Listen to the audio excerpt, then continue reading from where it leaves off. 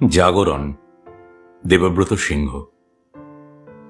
তারা বললে গপ্পটা আজকে লয় হে, এটা বহুত পুরনো গপ্প।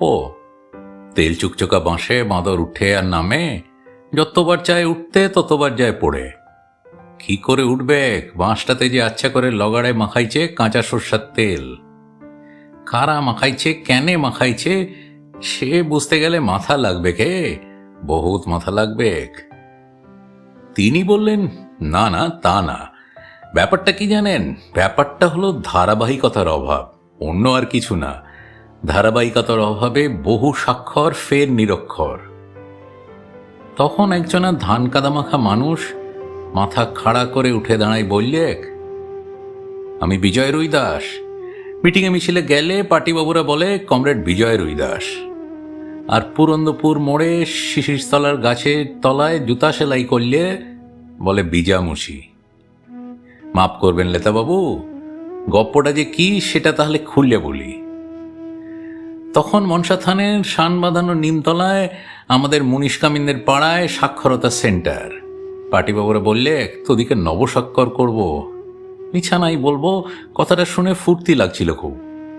কি বলবো আজ্ঞা, সবে দিনটা কতক চলেছে মাত্রক। তা বাদে হুট করে একদিন মাস্টার বললে, যা হয়েছে বহুত হয়েছে, এবার তোদের মূল্যায়ন হবে। মূল্যায়নের পর নবস্বাক্ষর, নবস্বাক্ষরের পর পূর্ণ স্বাক্ষর। বললাম, হে মাস্টার, গোটা বইটাই বাকি হে, প্রথম পাতাটা ছাড়া তুমি তো আর কিছু শিখাও নাই।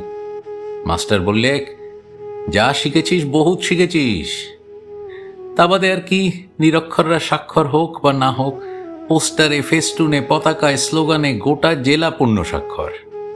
বললাম, বটে মাস্টার, তোমরা দেখালে বটে, তবে শোনো, আমরা কিন্তু জানতাম, সব জানতাম, তোমরা যে আর কিছু শেখাবে নাই সেটা আমরা জানতাম। কেন শিখাবে নাই তাও জানতাম। মাস্টার বললে, কি জানতিস? বললাম, শোনো তাহলে, আমরা যদি সব শিখে ফেলি, আমরা যদি সব জেনে ফেলি, তাহলে তোমাদের চেয়ারগুলানি তো উল্টে যাবে, তখন তোমরা বসবে কোথায়? আমরা যদি সব শিখে ফেলি, আমরা যদি সব জানে ফেলি, তাহলে তোমাদের গদিগুলাই তো উল্টে যাবে, তখন তোমরা দাঁড়াবে কোথায়? তোমরা তখন দাঁড়াবেটা কোথায়?